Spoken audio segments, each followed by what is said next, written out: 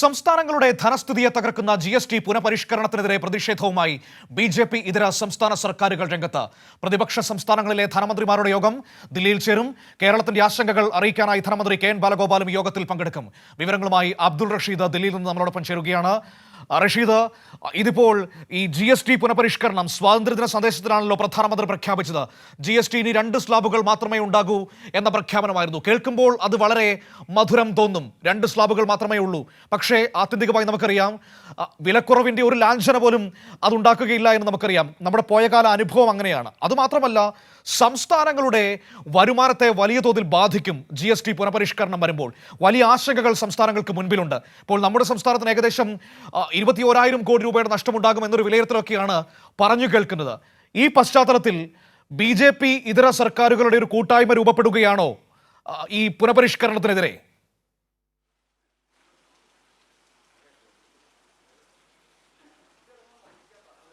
മനു സൂചിപ്പിച്ചതുപോലെ തന്നെ ഓഗസ്റ്റ് 15-ാം തീയതി ഉണ്ടായിട്ടുള്ള പ്രധാനമന്ത്രിയുടെ പ്രസംഗത്തിലായിരുന്നു ഇത്തരത്തിൽ GSTയിൽ പരിഷ്കരണം നടത്തുന്നതുമായി ബന്ധപ്പെട്ട വിവരങ്ങൾ പങ്കുവച്ചിട്ടുള്ളത്. എന്തായാലും 2 സ്ലാബാക്കിക്കൊണ്ട് വെട്ടിച്ചുരുക്കുക എന്നുള്ളതാണ് ഇപ്പോൾ നിലവിൽ വന്നിരിക്കുന്ന പരിഷ്കരണം എന്ന് പറയുന്നത്. ഇതിനെതിരെയാണ് ഇപ്പോൾ പ്രതിപക്ഷത്തുള്ള മന്ത്രിമാരൊക്കെ തന്നെയും ഇന്ന് ദില്ലിയിൽ യോഗം ചേരുന്നത്. കേന്ദ്ര സർക്കാരിനെതിരെയും അതോടൊപ്പം ഇത്തരത്തിലുള്ള ബില്ലിൽ ധനമന്ത്രി നിർമ്മല സീതാരാമനുമായി കൂടിക്കാഴ്ച നടത്തുക എന്നുള്ളത് കൂടി ാണിപ്പോൾ ധനമന്ത്രിമാർ ഉദ്ദേശിക്കുന്നത്. കേരളത്തിൻ്റെ ധനമന്ത്രി KN ബാലഗോപാൽ ദില്ലിയിലുണ്ട്. 11 മണിക്ക് കർണാടക ഹൗസിൽ വെച്ചാണ് ഈ യോഗം ചേരുക. പ്രധാനമായും നേരത്തെ നമ്മൾ സൂചിപ്പിച്ചതുപോലെ തന്നെ സംസ്ഥാനത്തിന് ഈ GST പരിഷ്കരണത്തിലൂടെ പ്രതിമാസം 8,000 മുതൽ 10,000 കോടി രൂപയുടെ നഷ്ടമുണ്ടാകുമെന്നാണ് KN ബാലഗോപാൽ കഴിഞ്ഞ ദിവസം മാധ്യമങ്ങളെ കണ്ടപ്പോൾ വ്യക്തമാക്കിയത്. വർഷത്തിലേക്ക് കടക്കുമ്പോൾ 21,000 കോടിയോളം വരും എന്ന കണക്കുകൾ കൂടി അദ്ദേഹം വ്യക്തമാക്കുകയും ചെയ്തിട്ടുണ്ട്. ഈ കണക്കുകൾ സംസ്ഥാനത്തിൻ്റെ നിരവധിയായിട്ടുള്ള പ്രവർത്തനങ്ങളെ തന്നെ കാര്യമായി ബാധിക്കും. ഈ സാമ്പത്തിക രംഗത്തും അതോടൊപ്പം മറ്റു ക്ഷേമ പ്രവർത്തനങ്ങൾക്കൊക്കെ തന്നെയും വലിയ പ്രതിസന്ധി നേരിടുന്ന സാഹചര്യം ഉണ്ടാകുമെന്നുള്ള കൂടി യാണ് ഇപ്പോൾ വിലയിരുത്തുന്നത്. ഇതിൻ്റെ ഭാഗമായി തന്നെ ഇതിൽ പരിഷ്കരണത്തിലുമായി ബന്ധപ്പെട്ടുള്ള ആശങ്കകൾ പങ്കുവെക്കാൻ ധനമന്ത്രി നിർമ്മല സീതാരാമനുമായും കൂടിക്കാഴ്ച നടത്തുകയാണ്. എന്തായാലും ഈ കേരളത്തിൻ്റെതടക്കമുള്ള ആശങ്കകളും അതോടൊപ്പം മറ്റു സംസ്ഥാനങ്ങളിലെ പ്രധാനപ്പെട്ട ഈ ഇടിവുമായി ബന്ധപ്പെട്ട, അതായത് സംസ്ഥാനങ്ങൾക്കുണ്ടാകുന്ന വരുമാനത്തിലെ ഇടിവുമായി ബന്ധപ്പെട്ട കാര്യങ്ങൾ നിർമ്മല സീതാരാമനുമായി നടക്കുന്ന കൂടിക്കാഴ്ചയിൽ പങ്കുവെക്കുമെന്നുള്ളതാണ് ഇപ്പോൾ മനസ്സിലാക്കാൻ സാധിക്കുന്നത്.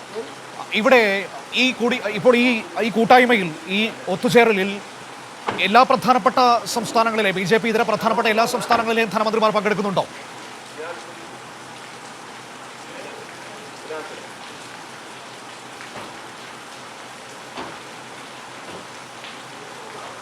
മനു, തീർച്ചയായും പ്രതിപക്ഷ സംസ്ഥാനങ്ങളിലുള്ള എല്ലാ ധനമന്ത്രിമാരും പങ്കെടുക്കുന്നുണ്ട് എന്നുള്ളതാണ് ഇപ്പോൾ ലഭ്യമാകുന്ന വിവരം. സെപ്റ്റംബർ 2-3 തീയതികളായിട്ട് GST കൗൺസിലിൻ്റെ യോഗം ചേരുന്നുണ്ട്. ഈ യോഗത്തിന് മുന്നോടിയായാണ് ഇത്തരത്തിൽ സംസ്ഥാനങ്ങൾക്കുണ്ടാകുന്ന ഇടിവുമായി ബന്ധപ്പെട്ടുള്ള കാര്യങ്ങൾ ധനമന്ത്രി നിർമ്മല സീതാരാമനെ ബോധ്യപ്പെടുത്തുന്നതിനായി ഇത്തരത്തിൽ ഒരു നീക്കം ഇപ്പോൾ ധനമന്ത്രിമാരുടെ ഭാഗത്ത് ഉണ്ടാവുകയും ചെയ്തിട്ടുള്ള നിരവധി സംസ്ഥാനങ്ങളിലുള്ള ധനമന്ത്രിമാർ ദില്ലിയിൽ എത്തിയിട്ടുണ്ട് എന്നുള്ളതാണ് നമുക്ക് ലഭ്യമാകുന്ന വിവരം. 11 മണിയോട് കൂടിയായിരിക്കും ഈ യോഗം ആരംഭിക്കുക.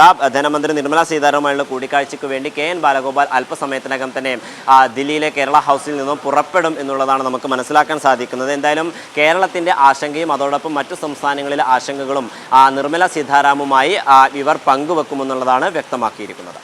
ശരി, വളരെ പ്രധാനപ്പെട്ട കാര്യമാണ് GST പുനഃപരിഷ്കരണം. അതായത് GST ഇനി 2 സ്ലാബുകളിലേക്ക് മാറുകയാണ്. പ്രധാനമന്ത്രിയാണ് കഴിഞ്ഞ സ്വാതന്ത്ര്യദിന സന്ദേശത്തിൽ ആ പ്രഖ്യാപനം നടത്തിയത്. പക്ഷേ ആ പ്രഖ്യാപനം വലിയ സാമ്പത്തിക ബാധ്യത സംസ്ഥാനങ്ങൾക്ക് ഉണ്ടാക്കുമെന്നാണ് ധനമന്ത്രിമാരൊക്കെ പറയുന്നത്. BJP സംസ്ഥാനങ്ങൾക്കും ആ ഒരു ആശങ്കയുണ്ട്. പക്ഷേ അവർ അത് പങ്കുവെക്കുന്നില്ല എന്ന് മാത്രമേ ഉള്ളൂ. കാരണം ഇപ്പോൾ നമ്മുടെ സംസ്ഥാനത്തിന് ഏകദേശം 21,000 കോടി രൂപയുടെ നഷ്ടമുണ്ടാകുമെന്നാണ് പറഞ്ഞു കേൾക്കുന്നത്. അത് സ്വാഭാവികമായി നമ്മുടെ വികസന ക്ഷേമ പ്രവർത്തനങ്ങളെ ബാധിക്കും എന്ന കാര്യത്തിൽ ഒരു സംശയവുമില്ല. അല്ലെങ്കിൽ തന്നെ പ്രതിപക്ഷം ഭരിക്കുന്ന സംസ്ഥാനങ്ങളോട് കേന്ദ്ര സർക്കാരിന് വലിയ അലർജിയാണ്, നമുക്കറിയാവുന്നതാണ്. പലതരത്തിൽ നികുതി വിഹിതം വെട്ടിക്കുറയ്ക്കുന്നു, മറ്റ് ആനുകൂല്യങ്ങളൊക്കെ വെട്ടിക്കുറയ്ക്കുന്നത് നമ്മൾ കണ്ടുകൊണ്ടിരിക്കുകയാണ്. ഏതായാലും അതിനെതിരെ ഒരുമിച്ച് നിന്ന് പോരാടുക എന്ന ദൗത്യത്തിലേക്ക് ഇപ്പോൾ BJP ഇതര സംസ്ഥാനങ്ങളിലെ ധനമന്ത്രിമാർ പോകുന്നു എന്നത് ഒരു പ്രധാനപ്പെട്ട വിഷയം തന്നെയാണ്. ഇപ്പോൾ കേന്ദ്ര സർക്കാരിനെതിരെ വലിയ കൂട്ടായ്മകൾ പലതരത്തിൽ രൂപപ്പെട്ടു വരുന്നത് പോലെ ഈ സാമ്പത്തിക അസമത്വങ്ങൾക്കെതിരായ കൂട്ടായ്മയും രൂപപ്പെട്ടു വരുന്നു എന്നതും പ്രധാനപ്പെട്ടത് തന്നെയാണ്. ഏതായാലും ഒരു കാര്യം ഓർക്കുക, ഇതിനൊക്കെ തുടക്കം കുറിച്ചത് കേരളമാണ് എന്ന കാര്യത്തിൽ ഒരു സംശയവും വേണ്ട. നമ്മളാണ് ആദ്യം അവിടെ ദില്ലിയിൽ പോയി കേന്ദ്ര സർക്കാരിനെതിരെ ഈ സാമ്പത്തിക അസമത്വങ്ങൾക്കെതിരെ സമരം ചെയ്തത്. ഓർമ്മയുണ്ടാകും പ്രേക്ഷകർക്ക്. മുഖ്യമന്ത്രിയുടെ നേതൃത്വത്തിൽ വലിയ സമരം നമ്മൾ ചെയ്തത്, നമ്മളത് പ്രഖ്യാപിക്കുന്നു, കർണാടകം സമരം ചെയ്യുന്നത് നമ്മൾ കണ്ടതാണ്. പക്ഷേ ഒരു കാര്യം കൂടി ഓർക്കണം, ആ സമയത്തൊക്കെ ഇവിടുത്തെ പ്രതിപക്ഷം, ഇവിടുത്തെ കോൺഗ്രസ് നേതൃത്വം സംസ്ഥാന സർക്കാരിനെ എതിർക്കാൻ നിൽക്കുന്ന തിരക്കിലായിരുന്നു. അവർ വസ്തുതകളിലേക്ക് പോകാൻ തയ്യാറായിരുന്നില്ല എന്നതുകൂടി നമ്മൾ മനസ്സിലാക്കേണ്ടതാണ്.